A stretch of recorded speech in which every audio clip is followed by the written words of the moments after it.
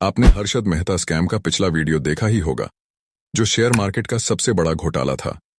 लेकिन इंडिया में इससे भी बड़ा स्कैम हुआ था, जिसका नाम था स्कैम 2003। ऐसा स्कैम जिसे सरकार को लीगल मानना पड़ा था, और इस स्कैम में से एक ही नाम निकल कर आ रहा था, अब्दुल करीम तेलगी।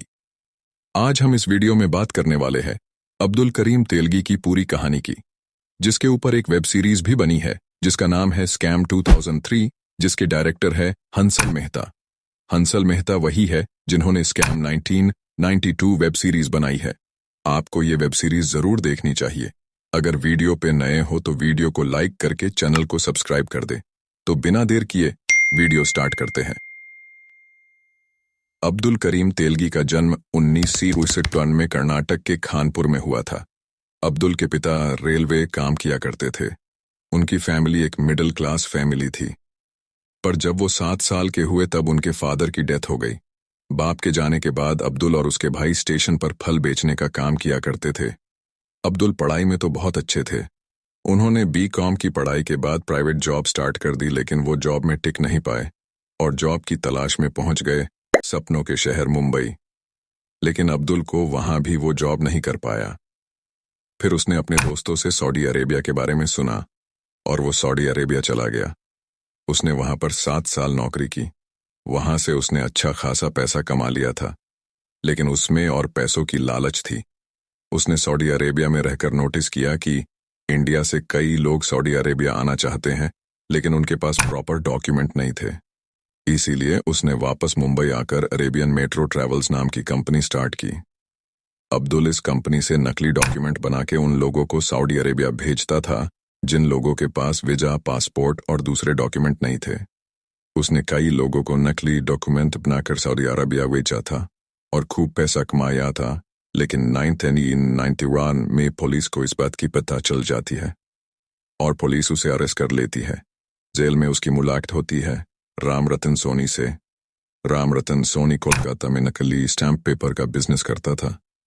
उसने अपने धंधे के बारे में अब्दुल करीम तेलगी को बताया।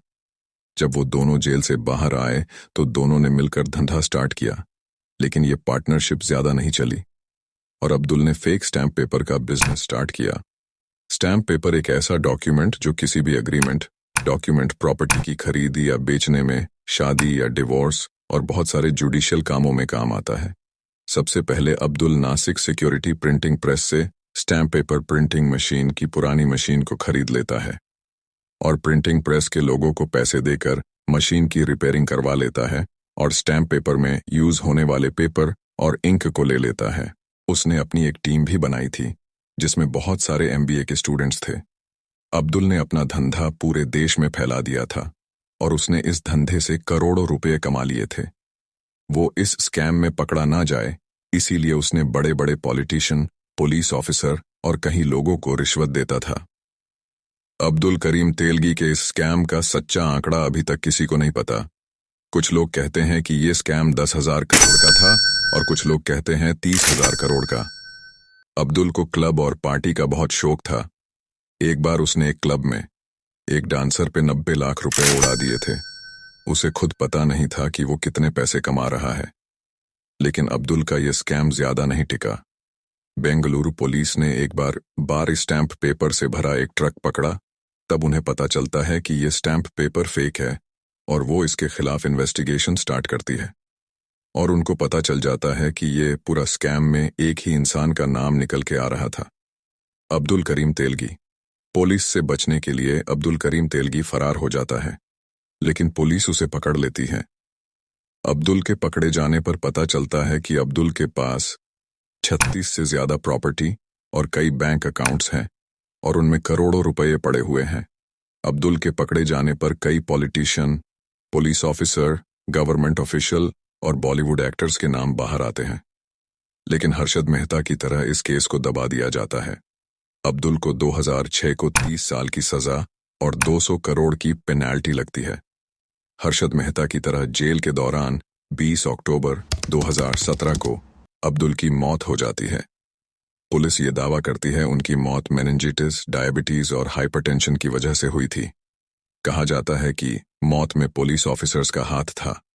लेकिन इस केस को दबा दिया गया था क्योंकि इस स्कैम में पॉलिटिशियन, गवर्नमेंट ऑफिशियल और पुलिस ऑफिसर शामिल थे।